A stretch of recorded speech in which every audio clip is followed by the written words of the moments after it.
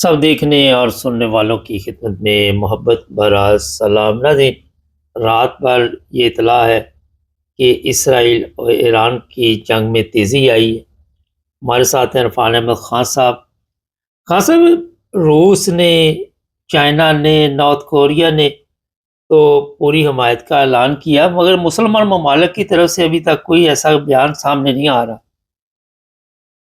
नहीं, रूस चाइना वगैरह ने बताया ना क्या उन्होंने उन्होंने हिमायत का ऐलान तो किया, लेकिन क्या हिमायत की?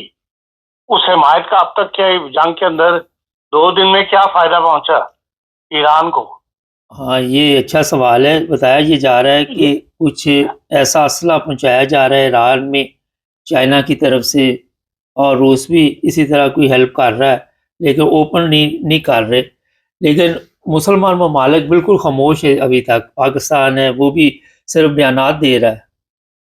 देखें, ये हमारे साथ तारीख है हमारी कि जब भी ईरान पे बुरा वक्त आया है या जो शिया सुन्नी का डिवाइड किया हुआ है, ये मगरबी ताकतों की एक पॉलिसी है कि जो आलम इस्लाम है, ये आपस में मजहबी इख्तलाफ होना या फिक्र इख्तलाफ होना एक और बात है, लेकिन इन दोनों के दरमियान दुश्मनी की पैदा कर देना कि दोनों एक दूसरे से नफरत करने लग पड़े और एक दूसरे के खिलाफ मदद करने में भी एक दूसरे तैयार ना हो, तो ये एक मगरबी पॉलिसी का हिस्सा है।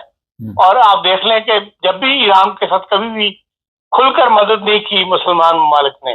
पीछे भी जो अप्रैल में वाकया हुआ था, तो जब ड्रोन भेजे गए थे ईरान ईरान की तरफ से, तो वो ज्यादातर ड्रोन जो है वो उर्दन ने गिरा दिए थे, इसराइल तक पहुंचे नहीं थे। जी। तो इसलिए ये आलम इस्लाम का यही जो आम मुसलमान है वो यही हमेशा से कहता रहा है कि भाई, जब तक इत्तेहाद नहीं होगा, एक आवाज नहीं बनेंगे, और उस वक्त तक मुसलमानों की ताकत नहीं पकड़ सकेंगे। और यही इन मगरबी ताकतों की कामयाबी है कि ये एक आवाज नहीं बनने देते। ईरान भी जो शिया ममालिक हैं उनको हमेशा अपनी अकेले लड़ना पड़ता है। हाँ, सुन्नियों पर बुरा वक्त आए या वो मुस्लिम ममालिक जो सुन्नी अकायद के हैं उन पर बुरा वक्त आए, तो ईरान यकीन खड़ा होता है, हमदर्दी जरूर दिखाता है। पाकिस्तान की भी उसने मदद की। हालांकि पाकिस्तान ईरान के ताल्लुकात कोई शिया सुन्नी के हिसाब से अच्छे नहीं है, लेकिन इसके बावजूद जब पाकिस्तान की 65 की जंग के बाद भी, 71 की जंग में भी पाकिस्तान की ईरान ने मदद की, और पाकिस्तानी तैयारे जो है वो हमने ईरान भिजवा दिए थे। ओपन सी बात है ये। लेकिन यह है कि इसमें आप ये तो रखें कि मुसलमान ममालिक खुलकर हिमायत करेंगे, कि ऐसी कैफियत नहीं है। कम से कम यही आवाज बुलंद कर देते कि फौरी तौर पर जंगबंदी की जाए। और ये जंगबंदी इतवार वाली मीटिंग के बाद, इतवार की जो मीटिंग है अमेरिका की और ईरान की, वो कैंसिल नहीं हुई, तो उसके अंदर यकीनन ईरान को मजबूर किया जाएगा कि वो जंगबंदी जो जो हमारी शराइत है उनको कबूल कर ले। उसको वो जंगबंदी का नाम दे देंगे, लेकिन ईरान को एक दफा जमीन से लगा देंगे। वो उसके लिए ऐसी शराइत रखेंगे कि ईरान के पास दूसरा कोई रास्ता नहीं बचेगा। तो इसके लिए जो यूनाइटेड नेशन में कल जो रात इजलास हुआ है, उसके अंदर भी मुसलमान ममालिक की तरफ से कोई नहीं बोला। ईरान का जो अपना है बेचारा नुमाइंदा है, उसी ने अपनी फाइट खुद ही की है वहां के ऊपर भी, और वहां पर भी कोई ऐसा फैसला नहीं हो सका जिसमें जंगबंदी को फौरी तौर पर कर दिया जाता, कभी फौरी तौर पर जंगबंदी की जाए। अब बहरहाल जो बयानात आ रहे हैं अमेरिका की तरफ से, इसराइल की तरफ से, वज़ीर आज़म की तरफ से, वो तो यही है कि उससे नजर यही आता है कि वो इसे जंग बंद नहीं करेंगे, और एक दफा ईरान को बिल्कुल जमीन से लगाने का प्रोग्राम है उनके उनके तमाम जो यूरेनियम रैश वाले, वहां तक भी उन्होंने ममारियां कर दी हैं। और ये भी कंफर्म हो गया कि भाई असफान वाला जो था यूरेनियम की, उसको नुकसान पहुंचा है। जो ऑस्ट्रिया में यूनाइटेड नेशन का इदारा है वो तो इकट्ठा तबाह कर दिया है, लेकिन ईरान वाले ये कहते हैं कि हाँ उसमें ताबकारी बाहर निकल आई है, लेकिन हमने अभी उस बिल्डिंग के अंदर ही उससे बाहर नहीं जाने दिया, उसको रोक लिया गया। तो बहरहाल एक दो ही उसके टारगेट हैं, एक उसकी यूरेनियम और न्यूक्लियर पावर बनने से जो पाकिस्तान इनकलाब वगैरह के जो गड्ढे बने हुए हैं उनको उन्होंने खत्म करना। जो पाकिस्तान इनकलाब का वो महकमा जो बैरूनस ईरान के अंदर मदद करता है शिया कम्युनिटीज की या उन ममालिक की, लेबनान वगैरह में हिजबुल्लाह वगैरह की, उनको ऑटोनम खत्म करना है। और वो नजर यही आ रहा है कि वो खत्म करने के बाद ही फिर जंगबंदी की तरफ जो है वो आएंगे। तो बहरहाल इस वक्त मुसलमानों की कम अज कम ओआईसी का एक इजलास ही बुला लिया जाता, फौरी तौर पर एक आवाज तो बुलंद की जाती, मुश्तरका एलानिया मुसलमानों की तरफ से जारी किया जाता। उससे ना होने की वजह से ईरान की जो इंटरनेशनल पोजीशन है वो भी कमजोर हुई है।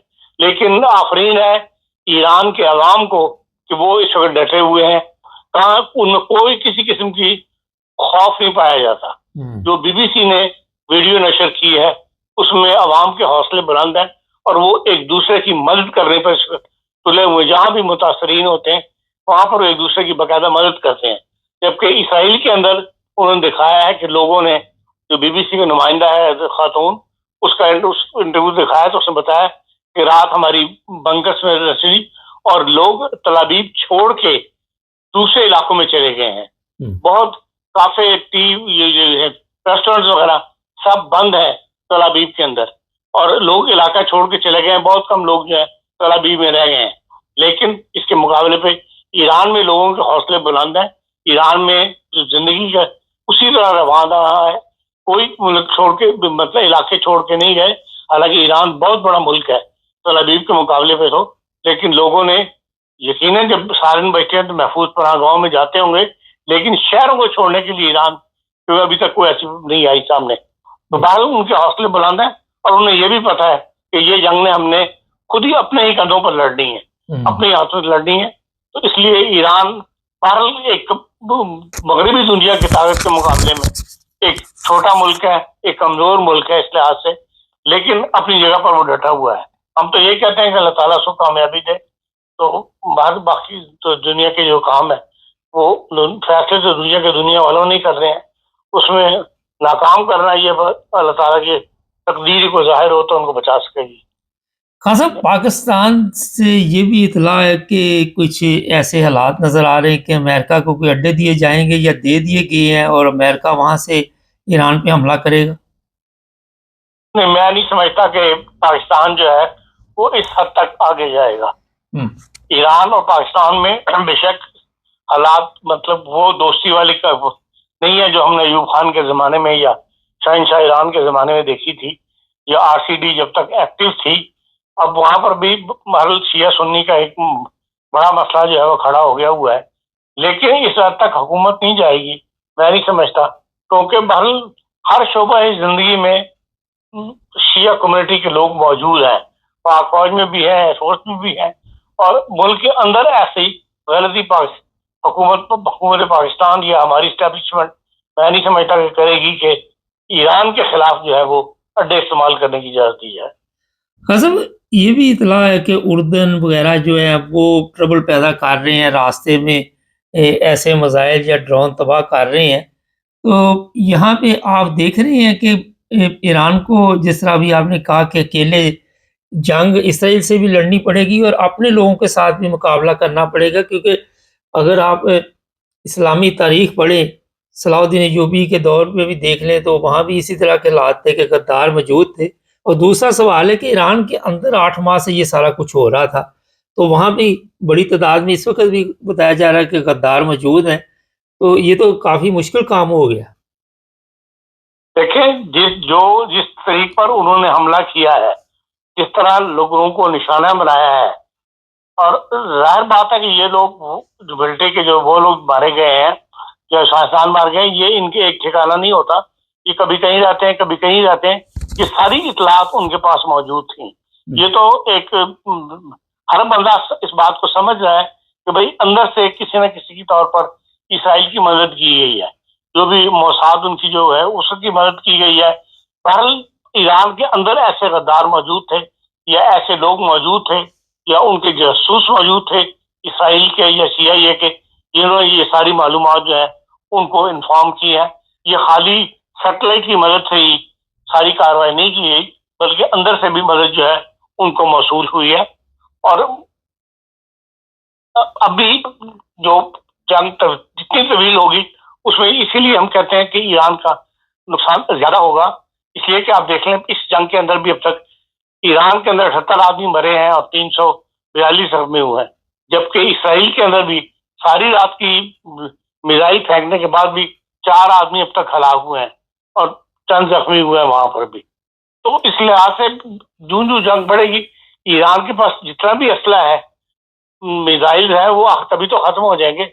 और मैं नहीं समझता कि कोई ऐसा ही इमदाद उसको ईरान के करने पर तैयार होगा, रूस या चाइना, जो उसको अपने मिसाइल जो है वो देने मतलब देने के लिए तैयार हो जाए, क्योंकि फिर इस तरह फिर एक आलमी जंग की सूरत जो है वो कैफियत पैदा हो जाएगी, जो कि अमेरिका अभी नहीं चाहता कि भाई इस किस्म की सूरत हाल यहाँ पैदा हो।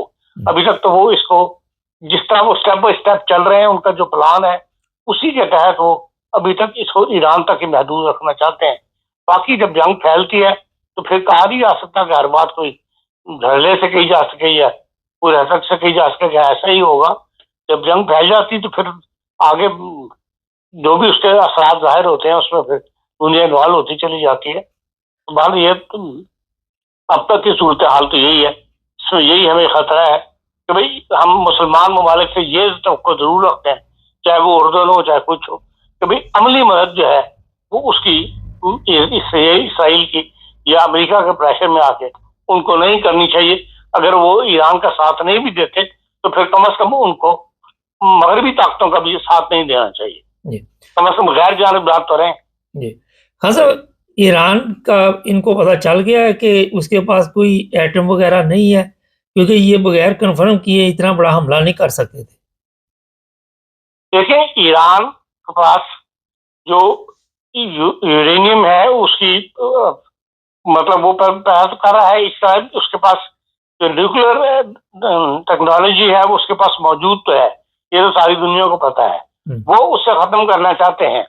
वो ये चाहते हैं कि जिस तरह पाकिस्तान ने अपनी न्यूक्लियर पावर हासिल कर ली, अपना एटम बना के दिखा दिया, ईरान को उससे रोक के रखा जाए, वो स्टेज ईरान पे ना आए। उसके लिए वो सारी कोशिशें कर रहे हैं और उसको इसराइल को इस्तेमाल करते हैं, क्योंकि ईरान और इसराइल की दुश्मनी मौजूद है दोनों के दरमियान, और दोनों एक दूसरे के खिलाफ मतलब मैदान अमल में रहते हैं या बरसर बेकार रहते हैं एक दूसरे के साथ। तो उसको वो इस्तेमाल करते हैं कि भाई इससे ईरान जो है वो जो भी न्यूक्लियर पावर हासिल कर रहा है उसका इस्तेमाल वो ईरान पे उस पर इसराइल पे करेगा, और उसके लिए अमेरिका जो है वो इसराइल के साथ खड़ा हुआ है। इसको बहाना बना के वो उसको रोकना चाहते हैं कि भाई वो एक न्यूक्लियर पावर ना बन सके ईरान। सारी कहानी जो है इस बात जी। हाँ साहब, आप देख रहे हैं कि ईरान की गवर्नमेंट तब्दील आने वाले दिनों में कर दी जाएगी किसी तरह।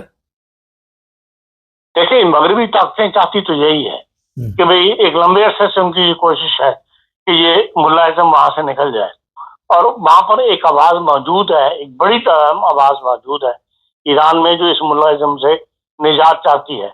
लेकिन जो अब तक की 2 दिन की सूरत हाल में हम देख रहे हैं उसके अंदर बहरहाल ईरानी अवाम इसराइल के खिलाफ इकट्ठे हैं अभी तक तो, लेकिन जिन लोगों ने अंदर बहुत जासूस घुसाए हुए हैं और ईरान की हर इंफॉर्मेशन वहां तक जा रही है, इसराइल तक या अमेरिका तक, वो हो सकता है वो उनके पास कोई ना कोई प्लान मौजूद हो इस रेगियन को चेंज करने का।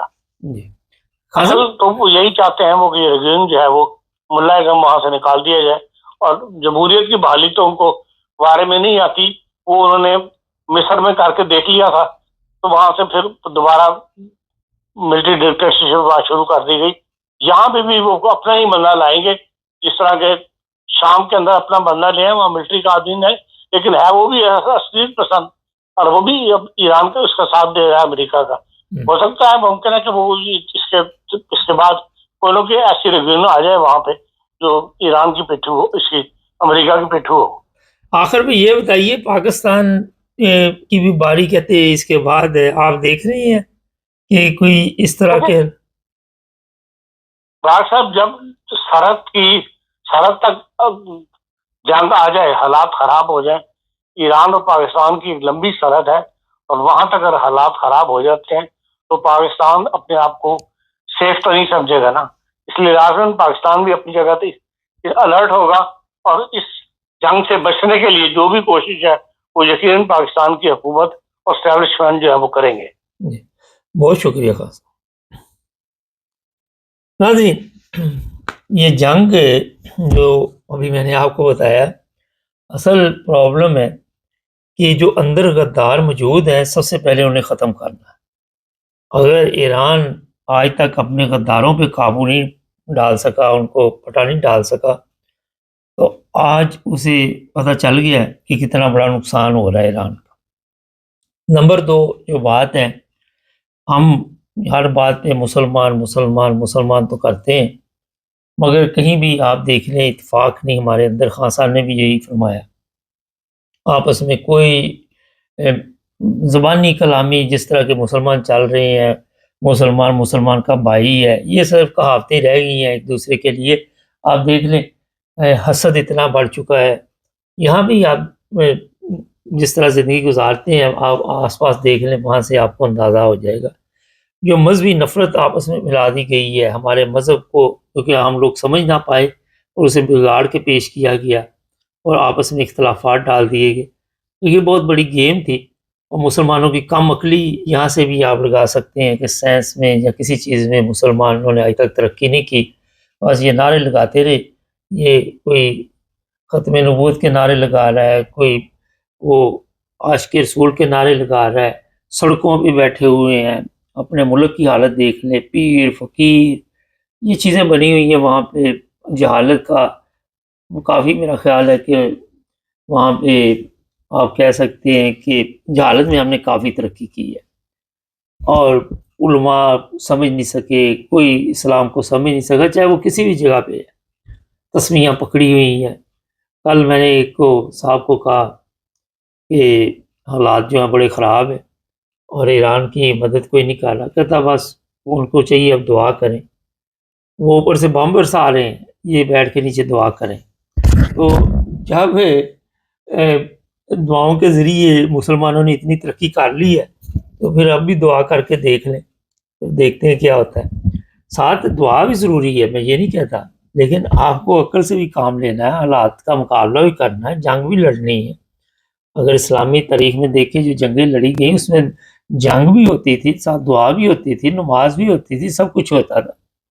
मगर क्योंकि हमारा जो मजहबी तबका है वो बस उनके दिन में एक ही चीज़ है और कोई चीज़ नहीं है। खैर, चैनल को सब्सक्राइब करें, जुड़े रहें हमारे साथ, और भी अपडेट आज आपको देते रहे। हाँ, खान साहब ने कहा 4 लोग मरे हैं, वहाँ पे बड़ी तादाद में लोगों की हलाकत हुई है, लेकिन वो खबरों में नहीं बता रहे। इसराइल में खलबली मची हुई इस वक़्त, पूरी रात वहाँ पे अज़ाब आया हुआ है और ये भी बताया गया कि कोई ऐसा हत्यारा भी वहाँ पे आया जो बमबारी करके गया है, इसराइल को पता ही नहीं चला कि ये कहाँ से आया है। तो आने वाले दिनों में मेरा ख़्याल है कि ये जंग जो है खौफ़नाक जंग होगी और इसमें एक और चीज़ का इज़ाफ़ा कर दें, कई ममालिक ने प्लेन बंद कर दिए हैं और लोगों को सफ़र के लिए मुश्किल पैदा हो रही है और वहाँ से निकलना मुश्किल। अभी देखते हैं कितने दिन तक ये जारी रहेगी। जुड़े रहिए हमारे साथ। सब देखने और सुनने वालों की खिदमत में मोहब्बत भरा सलाम। नाज़रीन, पाकिस्तान चलेंगे, वहाँ पे एक ऐसा अफ़सोसनाक वाक़या पेश आया कि जहाँ पे इंसानियत मेरा ख़त्म हो चुकी है। सर, ये क्या हुआ? ये लड़की के साथ जो जिसकी वफ़ात हो चुकी थी उसके साथ क्या हुआ? जी बिल्कुल, ये किला दीदार सिंह का इलाका है, नवाही गांव है। तो वहां पर जो है वो कब्रिस्तान के अंदर जो है एक लड़की की जो चंद रोज पहले वफात हुई थी, उसकी डेड बॉडी को कब्र से निकाल के वहां पर जो है वो 3 से 4 अफराद ने उनके साथ ज्यादती की। तो वहां पर फिर लोगों ने जब उसको देखा है तो देखने के बाद फिर वहां पर लोगों को पता लगा कि एक लड़की की लाश बाहर पड़ी हुई है बगैर कफन के। तो फिर वहां पे वो अब लोगों को मोहल्ले में पता लग गया कि कौन था। तो उसके बाद वहां पर जो है उसका भाई आया, तो उसने देखा है, उसने पहचाना कि ये मेरी बहन है जिसका इंतकाल जो है वो 4 दिन पहले हो गया था। तो वहां पर फिर उसको पुलिस को कॉल की गई, तो पुलिस ने फिर आके वहां पर नामज़द अफराद के खिलाफ जो है वो मुकदमा दर्ज कर दिया। अच्छा, ये बड़ी वैसे हैरानगी की बात है कि पाकिस्तान में कभी मियाँ बीवी की वीडियो बनाई जाती है, आपने वो जो हाफसाबाद वाला केस है, कभी कब्र से लाशें निकाल के उनके साथ ज़िना किया जाता है। क्या समझती हैं कि इस पर हमारा जो माशरा कहाँ पहुंच चुका है, कहाँ इंसानियत जा चुकी है? जी बिल्कुल, ये समझ लें कि ये जो इस्लाम के ठेकेदार हैं, ये जो मम्बरे रसूल पर बैठ के लोगों को तबलीग करते हैं, इस्लाम का जो है वो एक उनके ऊपर लिबादा उड़ा हुआ है, उन लोगों की तालीमात की वजह से ये सारे मामला जो है ये सामने आ रहे हैं। जहाँ जिस मुल्क के अंदर लड़कों के साथ मदरसों में ज्यादती की जाती है, स्कूलों के अंदर जो टीचर्स हैं वो ज्यादती करते हैं, बाहर जो है मियाँ बीवी जा रहे हैं, आपको बताया था वहां पर गन पॉइंट पर ज्यादती की जाती है। तो ये मुल्क जो बेदार रवि के बिल्कुल आखिरी किनारे पे पहुंच चुका है। और अब इसकी ये आखिरी शक्ल ये है कि आप देखें कि एक लड़की मर चुकी है और वो अपने हुजूर खुदा तआला के हुजूर हाजिर हो चुकी है और वो कब्रिस्तान में है। तो इन दरिंदा सब लोगों ने कब्र से उसकी लाश को निकाल के उसके साथ बेहुरमती की और इससे बड़ा सख्त और घिनौना वाकया जो है वो एक जिंदा कौम के अंदर नहीं हो सकता। तो ये बिल्कुल बेहिसी की मौत जो है, ये लोग मर चुके हैं और ये इस्लाम का एक चादर दे के जो अपने ऊपर ये बैठे हुए हैं। तो ये लोगों के सामने जब ये वाकया पेश किया जाएगा, जब लोग इस वाकये को सुनेंगे देखेंगे, तो उनके अंदर क्या असर पड़ेगा कि इस्लाम ये तालीम देता है कि आप एक मरी हुई लड़की के साथ ज़ना करें, उसको कब्र से निकाल के, ये हालात हो गए हैं। तो वो इस्लाम की क्या शक्ल पेश कर सकते हैं। और बदकिस्मती के साथ यहाँ पर जितने भी उलमाए कराम है जो कि मम्बरे रसूल पर बैठ के तबलीगें करते हैं, लोगों को इस्लाम की तालीम देती हैं, वो सारे घिनौने कारोबारों में वो मुलव्वस पाए जाते हैं, ज्यादती में पाए जाते हैं, पैसों में, बेईमानी में, फ्रॉड में। आज से 2-3 रोज पहले भी एक वाकया रिपोर्ट हुआ था जिसमें एक मौलवी साहब को पकड़ा गया था जो कि मरी हुई मुर्गियां जो है वो सप्लाई कर रहे थे। इससे पहले भी दूध की जो गाड़ियां लाहौर में सप्लाई की जाती हैं, उनको जब पकड़ा गया तो पीछे से पता लगा था कि वो एक मदरसे को चला रहे हैं और साथ वो दूध का कारोबार कर रहे हैं। और दूध भी वो जो टीके के जरिए बनाकर लोगों को पिलाया जा रहा है, पौधे सेहत दूध, जिससे लोगों में जिगर की और कैंसर की बीमारियां पैदा हो रही है और ये नाम इस्तेमाल कर रहे हैं इस्लाम का। तो ये इनकी बहुत बड़ी बदबख्ती है और पूरी दुनिया में इस्लाम को बदनाम असल में करने वाले यही लोग हैं। सर, ये भी जो बात आपने कही मैंने भी देखी थी, सोशल मीडिया पे ये चल रही है, उनकी तस्वीर भी हमारे पास है। अच्छा, कब्रिस्तान में एक तरफ ये मामला है और दूसरी तरफ ये भी इतला मिली है फिर किसी अहमदिया कब्रिस्तान की बेहुरमती हुई है। हाँ जी बिल्कुल, ये जिला कोटली जो है उसका राहत कश्मीर का इलाका है। वहां पर जो है 2 इलाके थे, वहां पर एक शायद फैसला एक नाम इलाका है और एक ब्रिड के नाम का इलाका है। वहां पर जो है अहमदिया जो कम्युनिटी, जिसे हम कादियानी कम्युनिटी कहते हैं, उनकी जो कब्रें हैं उनकी बेहुरमती की गई है और रात के वक्त जो है वो नामलूम अफराद आए हैं और वहां पर जो कस्बे लगे हुए थे उन्होंने वो कस्बे भी तोड़ दिए हैं और जो वहां पर जो कब्रें बनी हुई थी उनको भी नुकसान पहुंचाया है। 2 जगह के ऊपर ये वाकया जो रिपोर्टरली आए हैं सामने कि वहां पर ये जो है अहमदिया कम्युनिटी जो है कादियानी कम्युनिटी, इनके साथ ये कब्रिस्तान के साथ ये वाकया हुआ है। तो पुलिस ने कोई रिपोर्ट दर्ज की, कोई केस में कोई FIR? जी, पुलिस को मुतलका जो मुकामी अफराद थे उन्होंने पुलिस को इस मामले में दरखास्त दे दी है कि ये रात को जो नामालूम अफराद आए थे और खदशा यही जाहिर किया जा रहा है, जो वहाँ के जराये से मालूम हुआ है कि जो TLP के एहलकार है वो इस सारे काम में मुलव्वस है। लेकिन पुलिस ने दरखास्त के ऊपर फिलहाल अभी तक कोई ऐसी कार्रवाई नहीं की और ना ही हमें इस बात की कोई इत्तला मिली है कि क्या पुलिस ने इसके बारे में कोई FIR दर्ज की हो, लेकिन दरखास्त जो है वो पुलिस तक पहुंच चुकी है। नहीं, अभी आपने देखा कि पाकिस्तान में कब्र में जो लाश है वो भी महफूज नहीं। ये बाकायदा तौर पर सोशल मीडिया पे तस्वीरें भी चल रही हैं और लोग बड़ी नाराज़गी का इजहार कर रहे हैं। मुझे अभी तक कोई ऐसी इत्तला नहीं मिली कि किसी मौलाना साहब ने, तहरीक लबैक ने या किसी और ने कहा हो कि जनाब ये लाश देखकर जो लड़की के साथ बेहुरमती हुई है, हमारे जज्बात को तकलीफ़ पहुंची है, हमारे जज्बात मजरूह हुए हैं, और किसी ने कोई बयान नहीं दिया। और आपको मज़े की बात बताता, मज़े की है, हमारे लिए ये एंजॉय है और वो ये है जो पाकिस्तान में लोग रहते हैं। वैसे तो दुख की बात होती है मगर दुख हमारे अंदर ख़त्म हो चुके हैं कि किसी बड़े जो भी गवर्नमेंट का अहदेदार है उसने भी इस बारे में बात नहीं की। बिल्कुल मुर्दा हो चुकी है कौम, हुक्मरान मुर्दा हो चुके हैं। दूसरी तरफ आपने देखा आए दिन अहमदिया कब्रिस्तान पे हमले होते हैं। अब आप यहाँ से अंदाज़ा लगाएं कि वो जो लोग औरतों के साथ ज़िना कर रहे हैं उनके सामने कत्मों की क्या इज्जत होगी, यहाँ से भी आप हिसाब लगा सकते हैं। ये जो मुल्क पाकिस्तान है जिस जगह पे हम इसको ले गए हैं, और अभी प्रोग्राम हो रहा था उस पे ईरान और इसराइल की जंग पे, तो कॉमर्स में एक बंदे ने लिखा कादियानी काफर काफर काफर, ना वहाँ पे कोई जिक्र, ना कोई ले, ना कोई देर। लेकिन क्योंकि ज़हनी कलाम कौम में जो होती हैं, उनकी सोच महदूद होती है, उनकी जो हालत है अभी आपको बताई है कि कब्रों से निकाल के ज़ना करने वाले ये लोग होते हैं, और इनकी आप किस तरह तरबियत कर सकते हैं। ऐसा बेड़ा गर्क किया इनकी तरबियत का, इनकी अखलाकियात का, कि ये सारी ज़िंदगी नहीं सीख सकते। पूरी दुनिया सीख सकती मगर ये लोग नहीं सीख सकते। अभी जिसकी बात ये कह रहे थे, वो मैंने भी फेसबुक पे देखी थी। वो साहब बताया ये जा रहा है कि तहरीक लबैक से शायद इनका तल्लुक, और मुर्दा गोश्त फरोख्त करते थे, दूध में मिलावट, और मदरसे चला रहे हैं, और मस्जिद हैं वहाँ पे। तो यहाँ से अंदाज़ा आप लगा सकते हैं कि ये लोग तरबियत करेंगे ऐसे लोगों की। तो मुझे इस चीज़ का कोई अफ़सोस नहीं होता कि किसी को काफ़िर का फतवा देता है, या वो इसलिए नहीं होता कि इनके पास अकल नहीं, किसी के पास अकल होगी तो कोई बात करेंगे ना शौर वाली। जब आपके पास शौर नहीं, अकल नहीं, तो फिर आप कहाँ से बात करें। ज़हनी कलाम, दिमाग छोटे, सोच छोटी, और उसने आज तक जो हालत कर दी कौम की, वो आप सबके सामने। पाकिस्तान में जो इस वक्त मौजूदा हालात आप देख रहे हैं, वहाँ पे आपको आज ही मैं देख रहा था, सिंध का इलाका था, वहाँ पे पुलिस वाले एक बूढ़े शख्स को मार रहे थे सामने।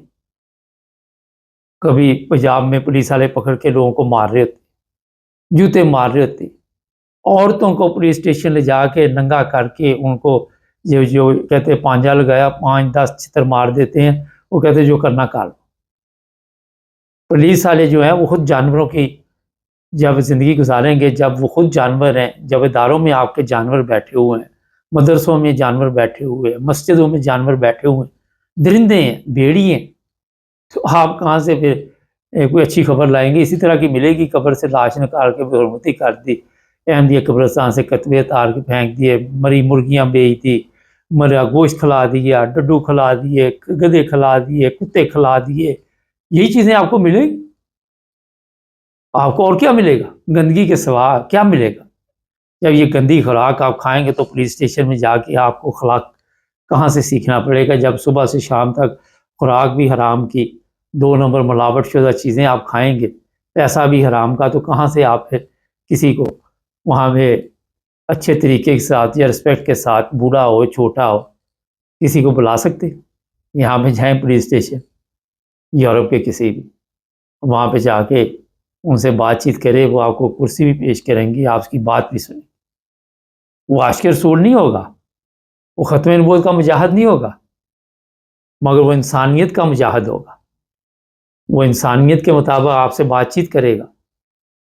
उसके पास चाहे कितनी ज़्यादा भी पावर है, मगर इस तरह वो आपकी बात सुनेगा जैसे वो आपका खिदमतगार बैठा हुआ है। जब मैं इस तरह की बातें करता हूँ तो फिर लोग नए-नए सवालात शुरू कर देते।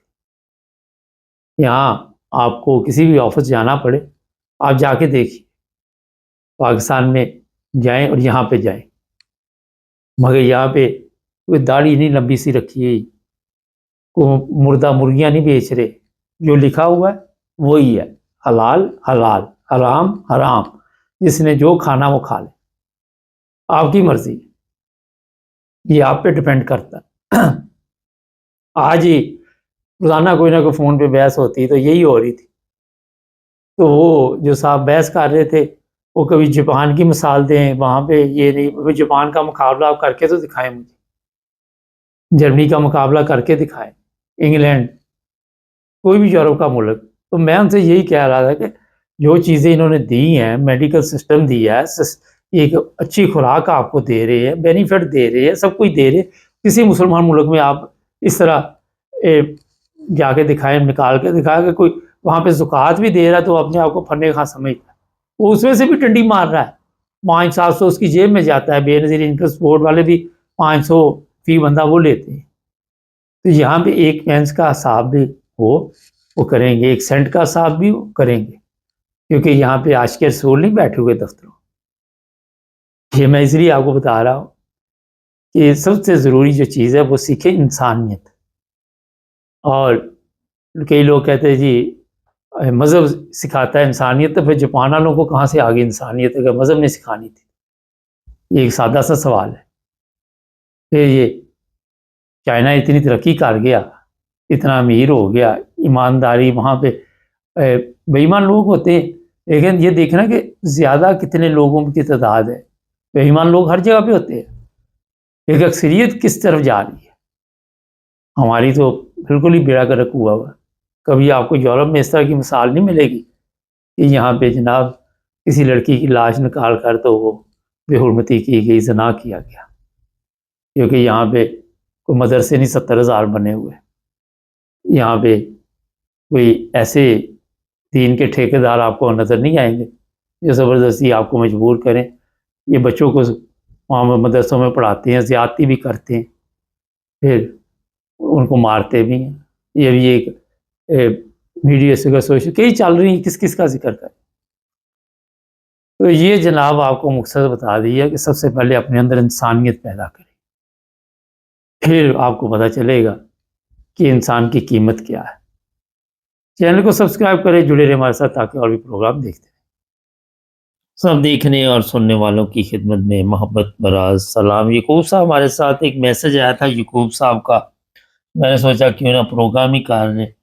हाँ जी यकूब साहब, क्या आप कहना चाहेंगे? जी बिस्मिल्लाहिर्रहमानिर्रहीम।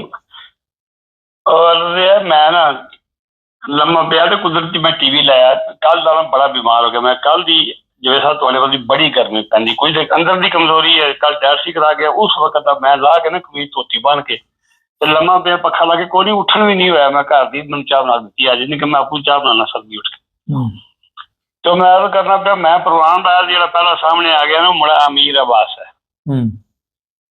जेड़ा प्रोग्राम करदा चिट्टे जे वाल, अच्छा मुड़ा सुलझिया पढ़िया लिखिया बंदा है, पर उन्हें एक गल बड़ी कुफरी कलमा किया। मैं उहदी अगर वो प्रोग्राम सुन ले नहीं तो तुसीं उहनूं पहुंचा दिओ, या जेड़ा मेरा कोई भैणा भरा गल सुनदा है जिहदे तक पहुंचदी है, ये उन्होंने अमीर आवाज नूं कहे कि मैं क्या और मैं अपनी गल ते कायम है कि तू कुफरी कलमा किया और तू जान बुझ कर गया। तेरे च दुनियावी तो तू पढ़िया लिखे है, तू विदा कर करना, लेकिन जदों बंदे दा जेड़ा ना दो इलम ने अपने जवेद साहब इंसान ते, एक दुनियावी इलम है, एक दीनी इलम है। ये बड़ी मुश्किल गल है। कई मुंडे ग्रेजुएट पढ़े ने, बड़िया बड़िया डिग्रियां कोल ने, वकील ने, डॉक्टर ने, पर उन्होंने मजहब के बारे च रुपये च चाली पैसा भी पता नहीं होता।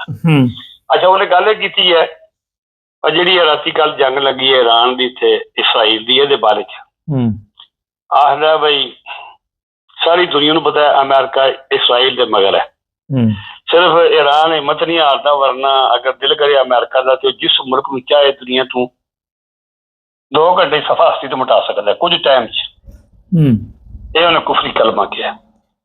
कोई दुनिया की ताकत नहीं जी किसी को खत्म करे, सवाल ही पैदा नहीं होता।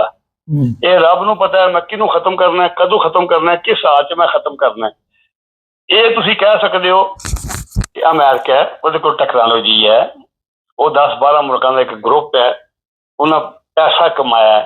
मुसलमानों की इस वे इंतहा की बेगैरती पूरी दुनिया के मुसलमान न समझ लो कि जो नबी पाक फरमा के ना हक ते सच है। नबी पाक ने खुद फरमाया अपनी जुबान मुबारक नाल जदों जिंदा सन, पर जेडे अरबी ने इन्हां वास्ते बुराई है, बहुत जबरदस्त बुराई है। जिकले हुण ऊंठां दे पूछल पकड़ के ना ते बकरियां दी मेंगना चुनते ने, औखण पाने ने, इन्हों रब बड़ी दौलत देगा। ये आप जी बिल्डिंगों के मुकाबले करेंगे, जहाज़ों के मुकाबले करेंगे, टैक्नोलॉजी के मुकाबले करेंगे, जुनार के मुकाबले करेंगे, तमाशबीन बड़े बदकिरदार हो जाएंगे और इन्हों के फिर वही दोबारा वक्त आएगा जो होना है। और इन्होंने काम शुरू हो गया, रिवर्स शुरू हो गए हैं। तो वो गल मैं करता सी अमीर अब्बास की पिया, वो आखिर अमरीका जिन्होंने चाहे खत्म कर दे, यह गल ना ये नहीं ठीक है। वो ये कह सकना वो मुल्क तगड़ा है, नहीं ਉਹਦੇ ਕੋਲ ਟੈਕਨੋਲੋਜੀ है। एक सवाल है, एक पासे ਤੁਸੀਂ आप ही कह रहे कि मुसलमान तमाशबीनी च पेदे ने, मुसलमानों ने कोई चीज़ आजाद नहीं की थी, ਤੁਹਾਨੂੰ भी पता ही है। मुसलमान अज भी यूरोप के अमेरिका के महताज ने, इन्होंने को दौलत भी आई, सब कुछ आया। और ना ਤੁਸੀਂ थोड़ी देर पहले फरमाया कि 2 चीज़ां होंदियां कि दीन होंदा, एक दुनिया, यानी कि मुसलमानों ਨੂੰ ਤੇ ਹੁਣ ਨਾ दीन का पता ਤੇ ना दुनिया का पता, कि पता हैगा वा ਦੁਨੀਆ ਦਾ ਬੜਾ ਪਤਾ ਜੇ। ਇਹ ਤੱਕ ਉਹਨਾਂ ਨਵਾਜ਼ ਸ਼ਰੀਫ ਆਪਣੀ ਬੁੱਢੀ ਹੋਈ ਘੋੜੀ ਵੀ ਚਲਾਉਂਦਾ ਪਿਆ, ਦੁਨੀਆ ਦਾ ਪਤਾ, ਦੁਨੀਆ ਕਮਾਉਂਦਾ ਪਿਆ। ਹਾਲਾਂ ਉਹਦੀ ਹੁਣ ਉਮਰ ਨਹੀਂ ਹੈ ਇਹ ਕੰਮ ਇਹ ਕਰੇ। ਦੁਨੀਆ ਤੋਂ ਮੁਰਾਦ ਹੈ ਵਾ, ਦੁਨੀਆ ਤੋਂ ਮੁਰਾਦ ਹੈ ਵਾ ਕਿ ਮੁਸਲਮਾਨਾਂ ਨੇ ਨਾ ਕੋਈ ਸਾਇੰਸ 'ਚ ਤਰੱਕੀ ਕੀਤੀ, ਇਹਨਾਂ ਕੰਮਾਂ 'ਚ ਹੀ ਤਰੱਕੀ ਕੀਤੀ ਨਾ, ਹੇਰਾ ਫੇਰੀ 'ਚ ਹੀ ਤਰੱਕੀ ਕੀਤੀ, ਫਰਾਡ 'ਚ ਤਰੱਕੀ ਕੀਤੀ, ਯਾਸ਼ੀ 'ਚ ਤਰੱਕੀ ਕੀਤੀ। ਤੁਸੀਂ ਕਿਸੇ ਅੰਗਰੇਜ਼ਾਂ ਦੇ ਮੁਲਕ ਦੇ ਵਿੱਚ ਵੇਖਿਆ ਕਦੀ ਕੋਈ ਐਸੀਆਂ ਤਮਾਸ਼ਬੀਨੀਆਂ ਜਿਹੜੀਆਂ ਮੁਸਲਮਾਨਾਂ ਦੇ ਮੁਲਕਾਂ 'ਚ ਨੇ? ਬਿਲਕੁਲ ਨਹੀਂ, ਸਵਾਲ ਹੀ ਪੈਦਾ ਨਹੀਂ ਹੁੰਦਾ। ਜਿਹੜਾ ਆਜ਼ਾਦੀ ਹੈ ਨਾ ਉਹਨਾਂ ਦੇ ਮੁਲਕ 'ਚ ਜੂਆ ਡਿਕਲੇਅਰ ਹੈ, ਜ਼ਨਾ ਡਿਕਲੇਅਰ ਹੈ, ਜਿਹਦੀ ਮਰਜ਼ੀ ਹੈ। ਜਿਹੜੀ ਕੁੜੀ ਚਾਹੁੰਦੀ ਆਪਣੀ ਮਰਜ਼ੀ ਕਰੇ, ਉਹਨੂੰ ਕੋਈ ਪੁੱਛ ਨਹੀਂ ਸਕਦਾ। ਜ਼ਬਰਦਸਤੀ ਇੱਥੇ ਕਰੋਗੇ ਹਾਲਾਂ ਅਸੀਂ ਇਹਨਾਂ ਨੂੰ ਕਾਫਰ ਕਹਿੰਦੇ ਹਾਂ। ਉਹ ਚਲੋ ਇਹਨਾਂ ਦੇ ਮਜ਼ਹਬ 'ਚ ਇਸ ਚੀਜ਼ ਚਲੋ ਇਜਾਜ਼ਤ ਹੈ, ਸਾਡੇ ਤੇ ਇਜਾਜ਼ਤ ਨਹੀਂ, ਤੇ ਫਿਰ ਵੀ ਸਾਰਾ ਕੁਝ ਕਰੀ ਜਾਂਦੇ। ਕੋਈ ਅਸੀਂ ਦੇ ਕਰਮਾਂ ਦੇ ਛੱਡ ਹੀ ਜਿਹੜਾ ਇਸ ਵਕਤ ਫੀ ਜ਼ਮਾਨੇ 'ਚ ਹੁਣ ਮੈਂ ਗੱਲ ਕਰਾਂਗਾ ਨਾ ਤੇ ਫਿਰ ਟਕੇ ਟਕੇ ਦੇ ਬੰਦੇ ਫਤਵੇ ਦੇਣ ਲੱਗ ਪੈਣਗੇ। ਪੂਰੇ ਪਾਕਿਸਤਾਨ 'ਚ 3 ਜਾਂ 2 ਬੰਦੇ ਕੱਢ ਲਓ, ਬਾਕੀ ਕਿਹੜਾ ਮੌਲਵੀ ਜੇ ਨਹੀਂ ਇਹ ਕਰਦੇ ਨੇ ਪਏ, ਕਿਹੜਾ ਸਿਆਸਤਦਾਨ ਜੇ। ਨਹੀਂ, ਪਾਕਿਸਤਾਨ ਨੂੰ ਛੱਡ ਦਿਓ ਇੱਕ ਮਿੰਟ, ਤੁਸੀਂ ਗੱਲ ਤਾਂ ਸੁਣੋ। ਪਾਕਿਸਤਾਨ ਛੱਡ ਦਿਓ, ਮੁਸਲਮਾਨਾਂ ਦੀ ਗੱਲ ਤੁਸੀਂ ਕਰੋ। ਇਸ ਟਾਈਮ ਕਿੰਨੇ 56 ਮੁਸਲਮਾਨ ਮੁਲਕ ਨੇ ਨਾ, ਤੁਸੀਂ 56 ਮੁਸਲਮਾਨ ਮੁਲਕਾਂ 'ਚ ਇੱਕ ਮੁਲਕ ਵੀ ਦੱਸ ਦਿਓ ਕਿ ਉਹਨਾਂ ਨੇ ਯੂਰਪ ਵਾਂਗਲਾ ਸਿਸਟਮ ਦਿੱਤਾ ਹੋਏ, ਇੱਕ ਦਾ ਨਾਂ ਲੈ ਲਓ। ਇੱਕ ਨਵਾਂ ਉੱਠਿਆ ਜੀ ਹੁਣ ਅਫਰੀਕਾ 'ਚ ਇਬਰਾਹਿਮ ਤਰਾਵਲੇ, ਜਿਹੜਾ ਸਹੀ ਮੁਸਲਮਾਨ ਹੈ।